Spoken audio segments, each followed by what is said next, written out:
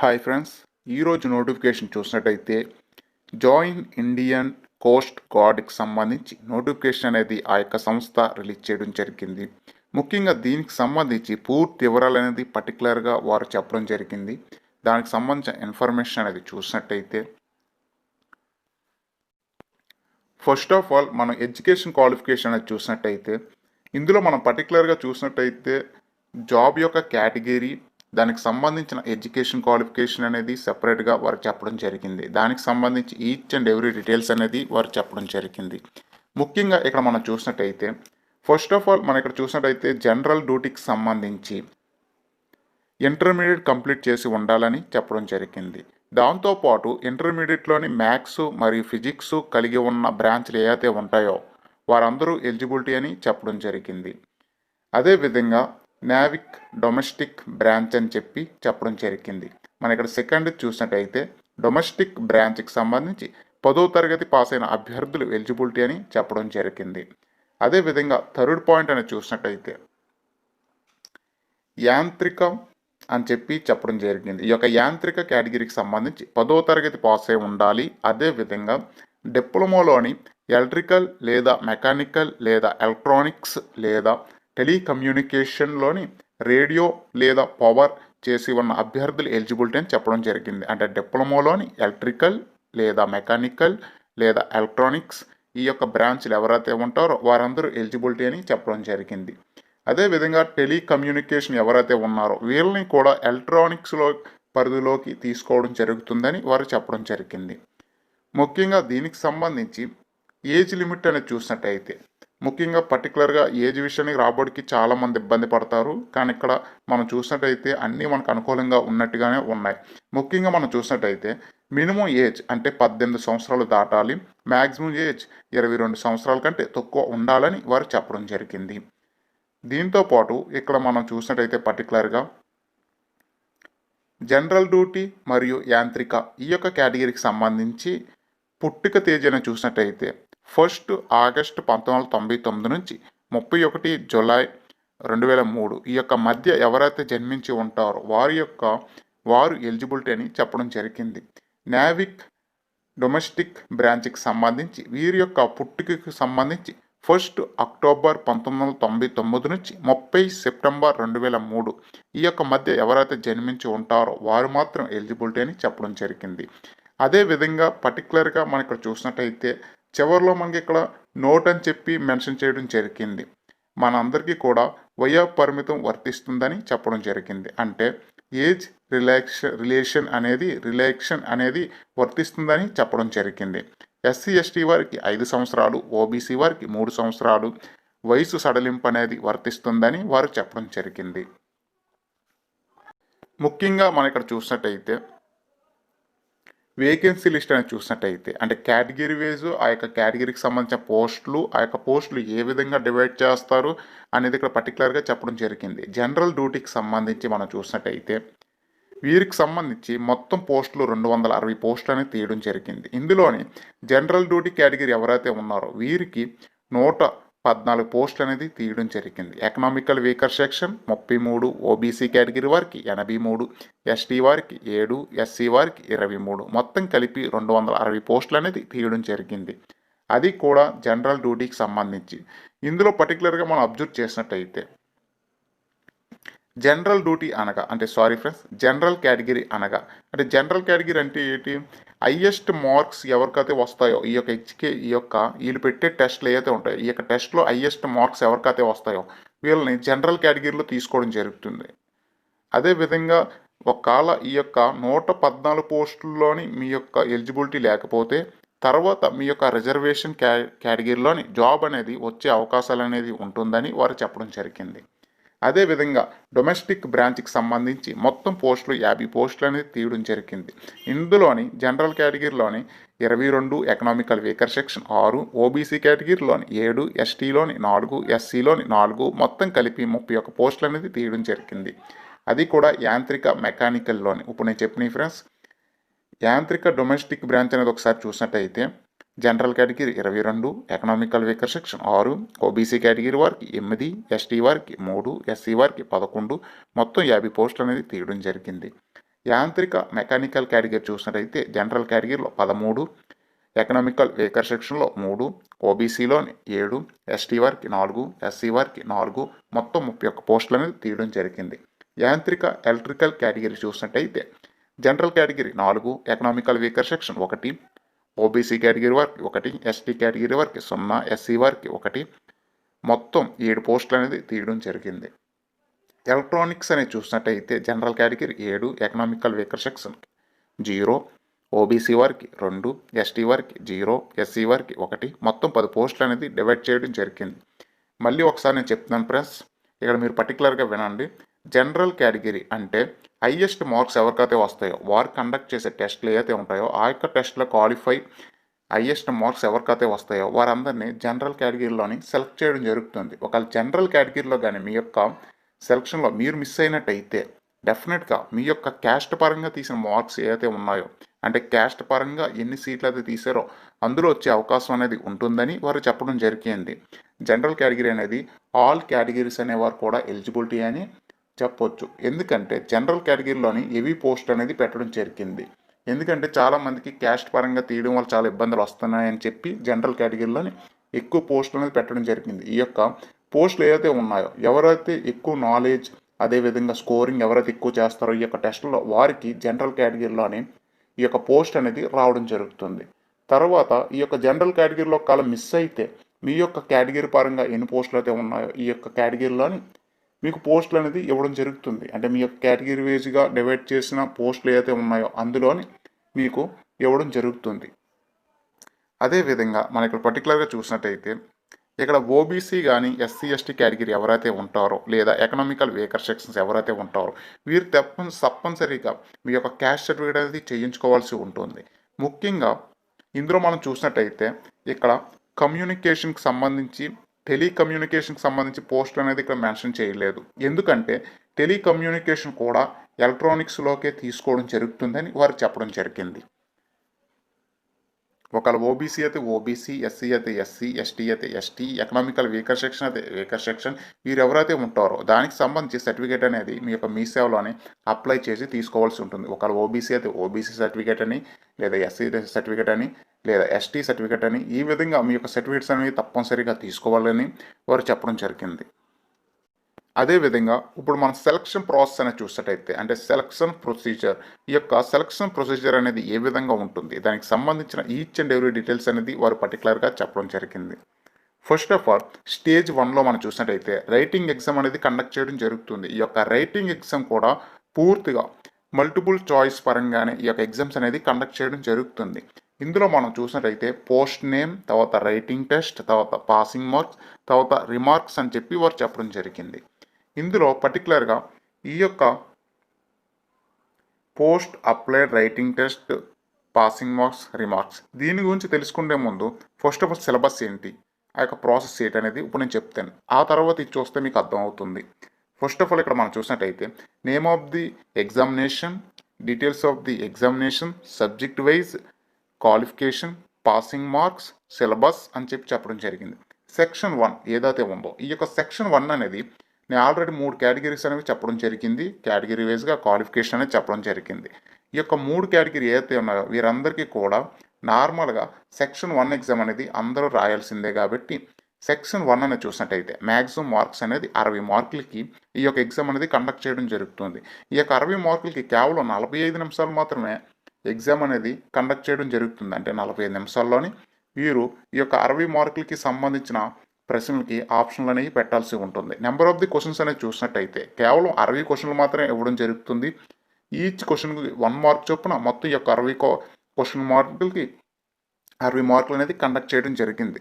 ఇందులో మనం చూసినట్టయితే మ్యాథమెటిక్స్ నుంచి 20 బిట్లు, సైన్స్ నుంచి 10 బిట్లు, ఇంగ్లీష్ నుంచి 15, రీజనింగ్ నుంచి 10, జీకే నుంచి 5, మొత్తం కలిపి 60 బిట్లు అనేది ఇవ్వడం జరుగుతుంది. ఈ యొక్క 60 బిట్లలోని పాసింగ్ మార్క్స్ అనేవి చూసినట్టయితే జనరల్ కేటగిరీ అభ్యర్థులు ఎవరైతే ఉంటారో వారు 30 మార్కులు అనేది తెచ్చుకోవాల్సి ఉంటుంది. ఇంకా ఎస్సీ ఎస్టీ వారు ఎవరైతే ఉంటారో వీళ్ళు 27 మార్కులు అనేది తెచ్చుకుంటే సరిపోద్దని చెప్పడం జరిగింది. అది కూడా పాసింగ్ మార్క్ ఫ్రెండ్స్.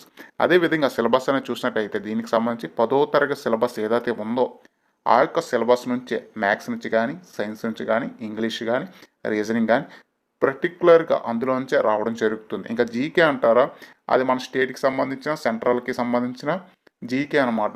మంత్రులు, మినిస్టర్లు, స్టాండ్ జీకే ఉంటాయి కదా ఫ్రెండ్స్, ఇలాంటివి అనమాట. ఇందులోంచి ఇవ్వడం జరుగుతుంది. జీకే అనేది పర్టికులర్గా మన డైలీ న్యూస్ పేపర్లో చూసే బిట్స్ కానీ, లేదా చిన్న చిన్న మన దగ్గర ఆల్రెడీ చాలామంది చదువుకునే వాళ్ళు 10th క్లాస్ స్టూడెంట్స్ దగ్గర జీకే బుక్స్ ఉంటాయి. ఆ యొక్క బుక్స్ అనేది ఒకసారి రిఫర్ చేస్తే సరిపోతుంది. ఇంకా సెక్షన్ 2 ఏదైతే ఉందో, ఇందులోని సెక్షన్ 2 ఏదైతే ఉందో దీనికి సంబంధించి సెక్షన్ 2, సెక్షన్ 3, సెక్షన్ 4. ఇక్కడ సెక్షన్ 2 అనేది చూసినట్టయితే మ్యాక్సిమం మార్క్స్ 50 మార్కులకి ఎగ్జామ్ అనేది కండక్ట్ చేయడం జరుగుతుంది. ఈచ్ ప్రశ్నకు అంటే ఈచ్ క్వశ్చన్కు 1 మార్క్ చొప్పున మొత్తం 50 ప్రశ్నలు అనేది ఇవ్వడం జరుగుతుంది. దీనికి కేవలం 30 నిమిషాలు మాత్రమే టైం అనేది ఇవ్వడం జరిగింది. దీనికి సంబంధించి మ్యాథ్స్ నుంచి 25, ఫిజిక్స్ నుంచి 25, మొత్తం 50 బిట్లు అనేది ఇవ్వడం జరుగుతుంది. దీనికి సంబంధించి సిలబస్ ఏంటంటే ఇంటర్మీడియట్ క్వాలిఫికేషన్ మీద ఏదైతే ఎగ్జామ్ అది కండక్ట్ చేస్తున్నారో, అంటే ఇంటర్మీడియట్ మీద ఏదైతే మీరు అప్లై చేస్తున్నారో దానికి సంబంధించి ఇది సెక్షన్ 2లోని ఎగ్జామ్ అనేది రాయాల్సి ఉంటుంది. మీకు ఇంటర్మీడియట్ మ్యాథ్స్, ఫిజిక్స్ ఏదైతే ఉందో ఆ యొక్క సిలబస్ నుంచే ఈ యొక్క 50 బిట్లు కూడా రావడం జరుగుతుంది. ఇందులోని జనరల్ కేటగిరీ అభ్యర్థులకు 20 మార్కులు పాస్ మార్క్ అనేది పెట్టడం జరిగింది. ఎస్సీ, ఎస్టీ వారికి కేవలం 17 మార్కులే పెట్టడం జరిగింది. అదేవిధంగా సెక్షన్ 3 అనేది చూసినట్టయితే మొత్తం 50 మార్కులకి ఎగ్జామ్ అనేది కండక్ట్ చేయడం జరుగుతుంది. ఈచ్ క్వశ్చన్కి 1 మార్క్ చొప్పున మొత్తం 50 క్వశ్చన్లు అనేది ఇవ్వడం జరుగుతుంది. ఈచ్ క్వశ్చన్ 1 మార్క్ చొప్పున ఎగ్జామ్ అనేది కండక్ట్ చేయడం జరుగుతుంది. టైం కేవలం 30 నిమిషాలు మాత్రమే కండక్ట్ చేయడం జరుగుతుంది. ఈ యొక్క 30 నిమిషాల్లోని ఈ యొక్క 50 బిట్లకి ఆన్సర్ అనేది పెట్టాల్సి ఉంటుంది. ఇంకా ఎలక్ట్రికల్ ఇంజనీరింగ్ అభ్యర్థులు ఎవరైతే ఉన్నారో వీరి యొక్క సబ్జెక్టునిచ్చి ఈ యొక్క 50 ప్రశ్నలు కూడా అడగడం జరుగుతుంది. ఈ యొక్క డిప్లొమా కేటగిరీ ఎవరైతే ఉన్నారో డిప్లొమాలోని మీరు ఎలక్ట్రికల్ ఇంజనీరింగ్ అయితే మీ యొక్క సబ్జెక్టునిచ్చి ఓవరాల్గా 50 బిట్లు అనేది రావడం జరుగుతుంది. ఈ యొక్క 50 బిట్లలోని కూడా పాస్ మార్క్ అనేది చూసినట్టయితే జనరల్ అభ్యర్థులకు 20 మార్కులు అనేది పాస్ మార్క్ అనేది పెట్టడం జరిగింది. ఎస్సీ, ఎస్టీ వారికి 17 మార్కులు పెట్టడం జరిగింది. అదేవిధంగా సెక్షన్ 4 ఇప్పుడు మ్యాక్సిమం మార్క్స్ అనేది చూసినట్టయితే 50 సేమ్ యాస్టీజ్గా ఇవ్వడం జరిగింది. టైం కేవలం 30 నిమిషాలే. ఈచ్ క్వశ్చన్కి 1 మార్క్ చొప్పున మొత్తం 50 క్వశ్చన్లు అనేది అడగడం జరుగుతుంది. ఈ యొక్క 50 క్వశ్చన్కి ఆన్సర్ అనేది కేవలం 30 నిమిషాల్లో పెట్టాల్సి ఉంటుంది. ఇంకా ఎలక్ట్రానిక్స్ ఇంజనీరింగ్ సంబంధించి వారి యొక్క డిపార్ట్మెంట్ సబ్జెక్ట్, వారి యొక్క సబ్జెక్ట్స్ ఏదైతే ఉన్నాయో డిప్లొమాలోని ఎలక్ట్రానిక్స్ ఇంజనీరింగ్ సంబంధించిన సిలబస్ ఏదైతే ఉందో అందులోని బిట్లు అనేది రావడం జరుగుతుంది.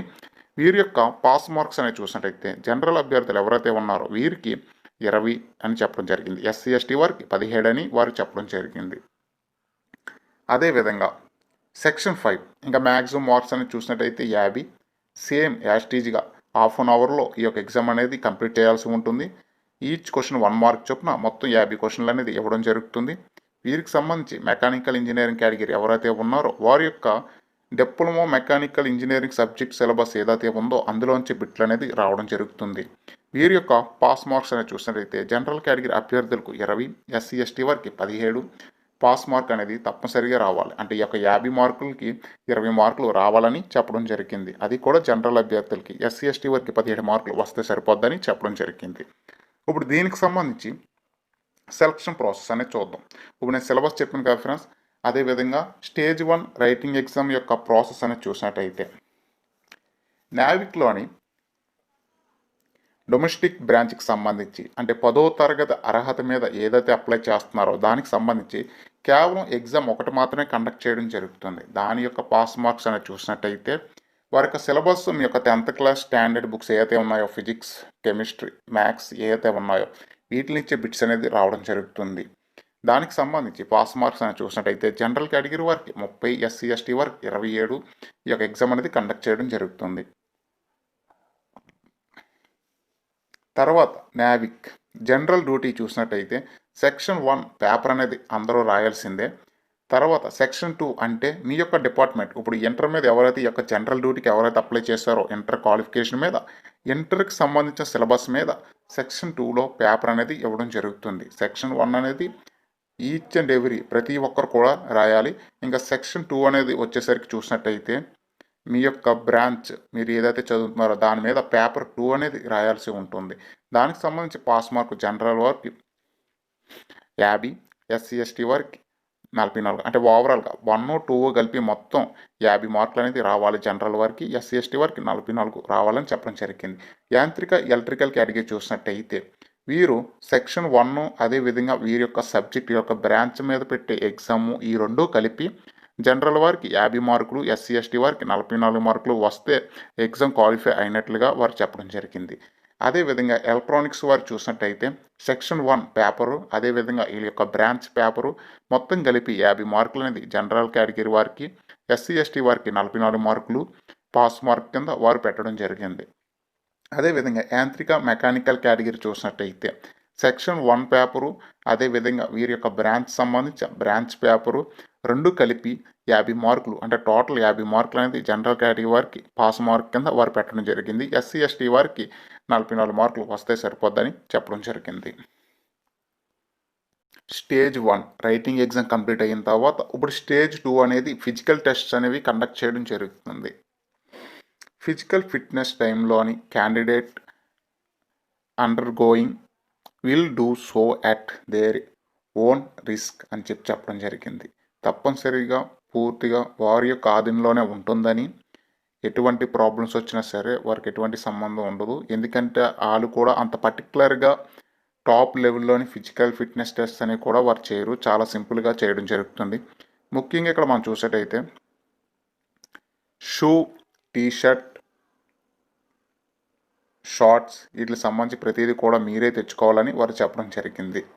ముఖ్యంగా ఇందులో మనం చూసినట్టయితే 1600 మీటర్లు అంటే 1.6 కిలోమీటర్స్ రన్నింగ్ అనేది కేవలం 7 నిమిషాల్లోనే కంప్లీట్ చేయాల్సి ఉంటుంది. అదేవిధంగా 20 స్కట్-అప్స్ తీయాల్సి ఉంటుంది. 20 స్కట్-అప్స్ తీయాల్సి ఉంటుంది, 10 పుషప్స్ కూడా తీయాల్సి ఉంటుంది. ఈ యొక్క 3 లెవెల్స్ అనేది వారు పెట్టడం జరుగుతుంది. అది కూడా స్టేజ్ 2లోని. తప్పనిసరిగా ఫిజికల్ క్వాలిఫికేషన్కి వెళ్ళేటప్పుడు తప్పనిసరిగా టీషర్ట్, షార్ట్స్ లేదా ట్రాక్ వేసుకెళ్ళాలని వారు చెప్పడం జరిగింది.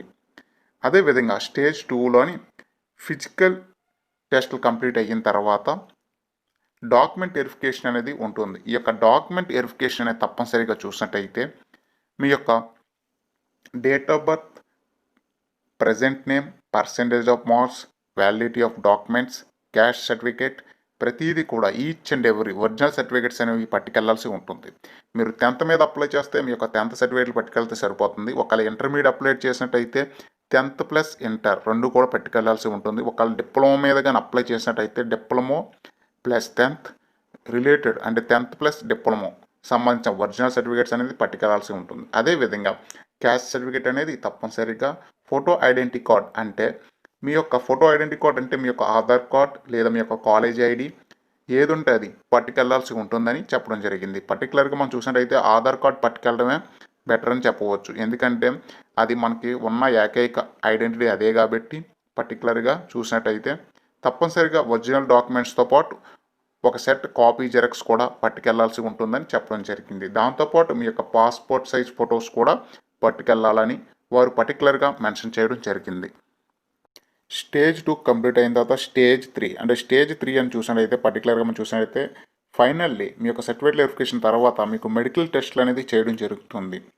1 or 2 డేస్లో అంటే సర్టిఫికేట్లు కంప్లీట్ అయిన తర్వాత సర్టిఫికేట్ వెరిఫికేషన్ కంప్లీట్ అయిన తర్వాత 1 or 2 డేస్లో ఫిజికల్గా మెడికల్ టెస్ట్లు అనేది కంప్లీట్ చేయాల్సి ఉంటుంది. అంటే మెడికల్ టెస్ట్లు అంటే మీ యొక్క ఫిజికల్గా మీకు ఎటువంటి ప్రాబ్లమ్స్ లేవని, మీ యొక్క హైస్ ఇలాంటి ఈచ్ అండ్ ఎవ్రీ బాడీలో ప్రతి పార్ట్ కూడా వారు చెక్ చేయడం జరుగుతుంది. దానికి సంబంధించి మెడికల్ టెస్ట్ అనేది వారే కండక్ట్ చేయాల్సి ఉంటుంది. ఈచ్ అండ్ ఎవ్రీ కూడా మెడికల్ టెస్ట్ ఎవరైతే క్వాలిఫై అవుతారో ఈ యొక్క స్టేజ్ 3 ఎవరైతే క్వాలిఫై అవుతారో వాళ్ళు తప్పనిసరిగా జాబ్ అనేది వారు ఇవ్వడం జరుగుతుంది. Stage 1 writing test, stage 2 physical test, stage 3 medical test ఈ యొక్క 3 కేటగిరీస్ ఎవరైతే కంప్లీట్ చేస్తారో ఫుల్ ఫ్లెడ్జ్డ్గా వారికి తప్పనిసరిగా జాబ్ వస్తుందని వారు చెప్పడం జరిగింది. అదేవిధంగా ఎగ్జామినేషన్ ఫీజులను చూసినట్టయితే జనరల్ కేటగిరీ అభ్యర్థులు ఎవరైతే ఉంటారో general category, OBC, economical weaker section ఈ యొక్క 3 కేటగిరీ ఎవరైతే ఉంటారో వీరి అప్లికేషన్ ఫీజు అనేది ₹250 చెల్లించాల్సి ఉంటుంది. ఇంక ఎస్సీ ఎస్టీ వారు ఎవరైతే ఉన్నారో వీళ్ళకి ఎటువంటి ఫీజు లేదని చెప్పి వారు చెప్పడం జరిగింది. ముఖ్యంగా ఇక్కడ మనం చూసినట్టయితే ఈ యొక్క ఫీజు అనేది ఆన్లైన్లో పే చేయాల్సి ఉంటుంది. మీ దగ్గర డెబిట్ కార్డ్ లేదా క్రెడిట్ కార్డ్ లేదా ఏటీఎం ఏది ఉంటే దాని ద్వారా అనేది యూపీఐ లేదా దీని ద్వారా అప్లికేషన్ ఫీజు అనేది చేయాల్సి ఉంటుందని వారు చెప్పడం జరిగింది. అదేవిధంగా ఇక్కడ మనం చూసినట్టయితే స్టేజ్ 1 ఎగ్జామ్ అనేది మార్చిలో కండక్ట్ చేయడం ఉంటుంది. అంటే మార్చి 2021 మార్చ్ మంత్లో ఎగ్జామ్ అనేది కండక్ట్ చేయడం జరుగుతుంది. అదేవిధంగా డొమెస్టిక్ బ్రాంచ్కి సంబంధించి మార్చి 2021, అదేవిధంగా యాంత్రికకి సంబంధించి కూడా మార్చి 2021 ఈ యొక్క ఎగ్జామ్ అనేది కండక్ట్ చేయడం జరుగుతుంది. అది కూడా స్టేజ్ 1 ఆప్షన్స్ వైజ్గా బిట్స్ అనేది ఏదైతే ఇస్తారో ఆన్లైన్లోనే ఎగ్జామ్ అనేది పూర్తి స్థాయిలో జరుగుతుంది. ఇంకా స్టేజ్ 2 అని చూసినట్టయితే ఏప్రిల్ నుంచి మే ఈ యొక్క 2 మంత్లోని స్టేజ్ 2 అనేది కండక్ట్ చేయడం జరుగుతుంది. అదేవిధంగా స్టేజ్ 3 అండ్ 4 అని చూసినట్టయితే స్టేజ్ 3, 4 అంటే మీ యొక్క డాక్యుమెంట్ వెరిఫికేషన్, ఒరిజినల్ డాక్యుమెంట్స్, అదేవిధంగా మెడికల్ చెకప్ ఇలాంటివి ఏదైతే ఉన్నాయో వాటికి సంబంధించి ఆగస్ట్, అక్టోబర్లోని ఈ యొక్క 2 మంత్స్లోని కండక్ట్ చేయడం జరుగుతుందని వారు చెప్పడం జరిగింది. ఈ యొక్క వెరిఫికేషన్ కంప్లీట్ అయిన కేవలం 20 రోజుల్లోనే దీనికి సంబంధించిన రిజల్ట్ అనేది ఇవ్వడం జరుగుతుంది. మీ యొక్క మెయిల్కి కాల్ లెటర్ పంపించడం కానీ లేదా ఈ యొక్క అఫీషియల్ వెబ్సైట్ ఏదైతే ఉందో ఆ యొక్క వెబ్సైట్లోని దీనికి సంబంధించి ఫుల్ డీటెయిల్స్ కూడా వారు పెట్టడం జరుగుతుంది. ముఖ్యంగా మనం ఇక్కడ చూసినట్టయితే అంటే మెడికల్ స్టాండర్డ్కి సంబంధించి చూసినట్టయితే హైట్ అనేది చూసినట్టయితే మినిమం హైట్ అనేది 157 సెంటీమీటర్స్ అనేది తప్పనిసరిగా ఉండాలని వారు చెప్పడం జరిగింది. అదేవిధంగా చెస్ట్ అనేది చూసినట్టయితే మినిమం ఎక్స్పెన్షన్ చేసినప్పుడు 5 సెంటీమీటర్స్ పెరగాలని వారు చెప్పడం జరిగింది. ఇంకా వెయిట్ అనేది చూసినట్టయితే +or-10% యాక్సెప్టబుల్ అని చెప్పడం జరిగింది. వారు పెట్టిన మినిమం హైట్ ఈ యొక్క హైట్లోని 10% ఎక్కువ వచ్చినా లేదా 10% తక్కువ ఉన్నా సరే వెయిట్లోని వారు పెట్టిన వెయిట్ అనేది వాళ్ళు ఫిజికల్గా ఎంత అని వాళ్ళు ఫిక్స్ అవ్వడం జరుగుతుంది. అందులోని 10% ఎక్కువ ఉన్నా లేదా 10% తక్కువ ఉన్నా సరే వాళ్ళు యాక్సెప్ట్ చేయడం జరుగుతుంది. హెయిరింగ్ అంటే మీ యొక్క హెయిర్ అనేది చాలా నార్మల్గా ఉండాలని వారు చెప్పడం జరిగింది. ముఖ్యంగా ఇవి కేవలం మెడికల్ టెస్ట్కి సంబంధించినవి వారు చెప్పడం జరిగింది. అదేవిధంగా మనం ఇక్కడ చూసినట్టయితే ఈ యొక్క అప్లికేషన్ ఏదైతే ఉందో దీనికి సంబంధించి ఈ యొక్క జాబ్కి సంబంధించి అప్లికేషన్ అనేది మనకి 5th జనవరి 2021 అందుబాటులోకి రావడం జరుగుతుంది. ఈ యొక్క అప్లికేషన్ అనేది చివరి తేదీ అనేది చూసినట్టయితే 19 జనవరి 2021 వరకు అందుబాటులోకి ఉంటుందని చెప్పడం జరిగింది. పర్టికులర్గా చూసినట్టయితే ఈ యొక్క ఆన్లైన్ అప్లికేషన్ అనేది పూర్తి స్థాయిలో ఆన్లైన్లోనే అప్లికేషన్ అనేది చేయాల్సి ఉంటుంది. మీ యొక్క దగ్గరలో ఉన్న ఇంటర్నెట్ సెట్ లేదా మీ యొక్క మొబైల్లో కూడా ఈ యొక్క అప్లికేషన్ అనేది చాలా ఈజీగా చేసుకోవచ్చు ఫ్రెండ్స్. అదేవిధంగా దీనికి సంబంధించి ఆన్లైన్ అప్లికేషన్ అనేది 5th జనవరి 2021 అందుబాటులోకి రావడం జరుగుతుందని వారు చెప్పడం జరిగింది. ముఖ్యంగా దీనికి సంబంధించి లింక్ అనేది నేను డిస్క్రిప్షన్లో పెట్టడం జరుగుతుంది ఫ్రెండ్స్. ఆ యొక్క లింక్ మీద కానీ క్లిక్ చేసినట్టయితే డైరెక్ట్గా దీనికి సంబంధించి అప్లికేషన్లోకి అనేది వెళ్ళడం జరుగుతుంది. మీరు చాలా సులువుగా ఆన్లైన్ అప్లికేషన్ అనేది చేసుకోవచ్చు. అదేవిధంగా మా యొక్క ఇన్ఫర్మేషన్ అనేది మీకు నచ్చినట్టయితే please subscribe to BVM updates. పక్కనే ఉన్న గంట సింబల్ అనేది క్లిక్ చేస్తే మేము అప్డేట్ చేసే ఈచ్ అండ్ ఎవ్రీ నోటిఫికేషన్ మీరు యూట్యూబ్ ఆన్ చేసినట్టే మా యొక్క నోటిఫికేషన్ అనేది రావడం జరుగుతుంది. Thank you for watching this video.